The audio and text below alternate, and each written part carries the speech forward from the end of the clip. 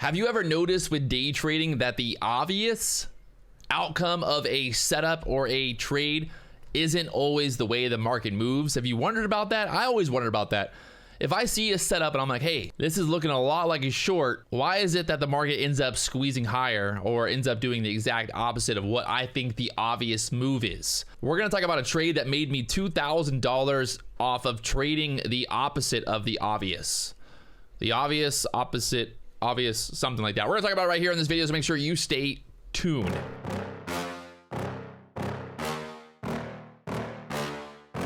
Yeah. So looking here at the 3-minute chart, we had a bottom at this level down to the 33s. We then break to the upside, very, typical setup. We took this trade here. We had to push up to the 48s, took a profit as we push up to that 21 EMA right there, that blue line. And we knew that we had this previous area of support resistance here at this level of 57. Now, what's interesting is I ended up taking another trade as we pushed up here. So we broke out above this 48 level. I got long right there. And at that point, okay, I get long 3 contracts. We did this on the live stream, talked about this whole trade.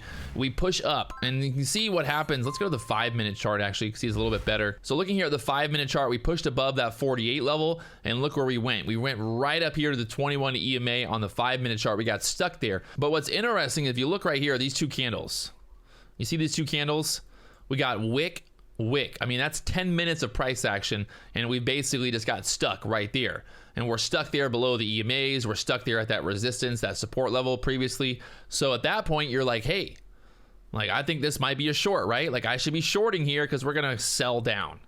But remember, we got long and we broke above these 2 candles. So we're long here from the 47s. We're looking for a move above this 50 level and then up to the 60s was my target. So the target was up there in the 60s. Did this all live on the live stream if you're gonna go watch the recap. But you can see basically these 2 candles showing that hey, look, is this bearish? Are we gonna sell down here? Are we gonna break to the downside? And I'm thinking to myself, well, I'm already long. So I'm basically in it for break even here off this level. And where's my stop at? My stop's gonna be right below this candle here, that candle that got us in.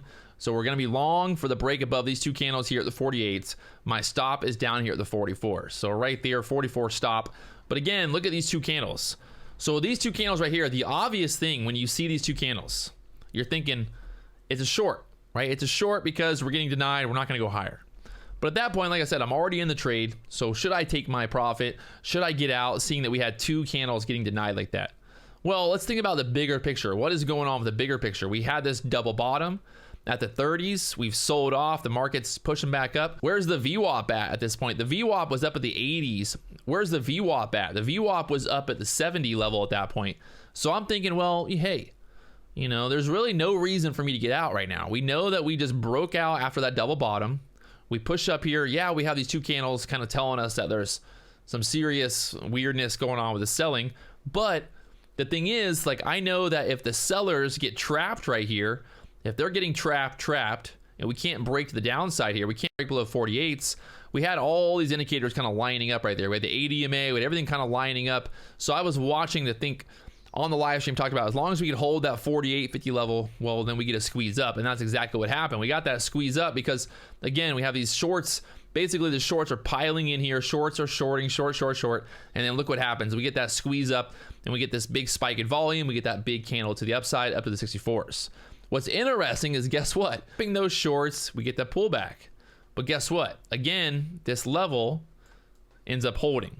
So now, guess what happens? You have more shorts that got stopped out here. The shorts are now jumping back in because they're like, oh, I got trapped. I got, a little fake out. They think it's a fake breakout. So look, we then get the shorts coming in. People are selling. And then guess what? Now the buyers come back in. We're holding this previous area that we broke through earlier. And look at this move all the way up there to the 72s. And that move pushed us right back up to the VWAP on the ES, the NASDAQ, same thing. Very interesting that we pushed up to that VWAP and then sold off. And you can see here, as we pushed up to that 72s, well, guess what? We started sell, and we got back down there to the lows, down there to the 22s and the lows, and then kind of the same setup here again. They had that double bottom, almost triple bottom down here at the 24, 22 level, right? So ding, ding. And guess what? 3-minute setup here.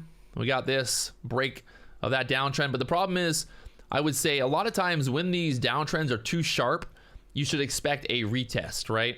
So let's say, okay, you know that we broke this downtrend to the downside. We got this break right here. We get that push up. Do I want to enter right here? You know, I could probably enter 25, get a push up. Okay, I could do that. But where's the safer entry? The safer entry is going to be the retest. So we push up here, we retest, and then we get that move higher. So that's really going to be your A+ setup here as we get that retest. And guess what? We got the retest. And look at this move up there to the 60s again. So same idea. You know, you're looking at the overall trend here. Trend. Putting a line on there, getting that break to the upside. And there it goes up there to 60s. Actually got all the way to like 62 level. So kind of interesting to see.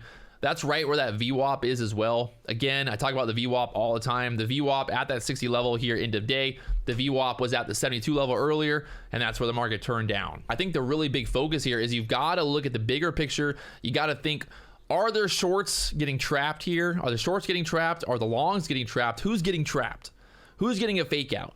If I just get short, if the market looks like obviously like this is a short, well, then I can just get short, right? I should make tons of money. But there's a problem with that, because if it was that easy, well, then everyone would be making money.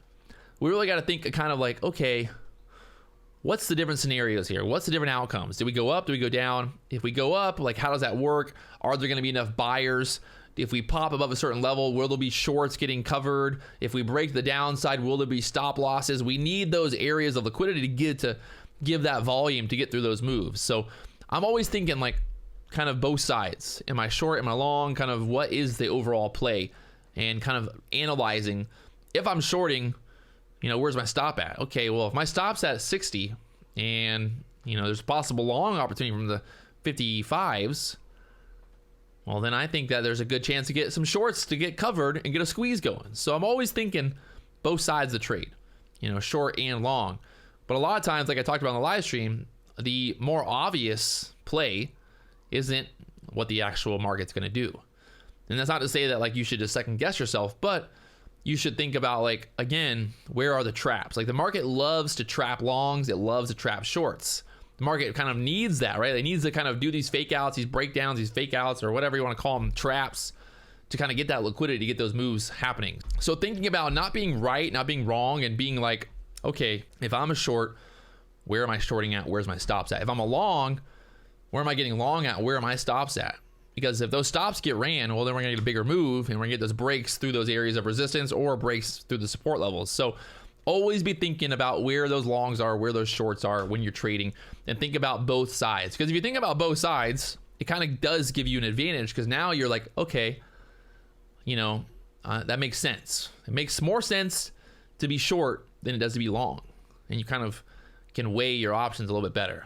Obviously, you can't always be right. You're not always going to know exactly which way the market's going to move. But I think if you really kind of talk yourself through the trade and think like, okay, if I'm a short, where would I be? If I'm a long, where would I think about it like that? And then it kind of like gives you more time to kind of analyze and get a better idea of what you should do. So there it is. Once again, if you guys haven't already hit that subscribe button, you know what to do. We'll be live tomorrow morning, 9:30 a.m. Eastern. I'll talk to you guys later on.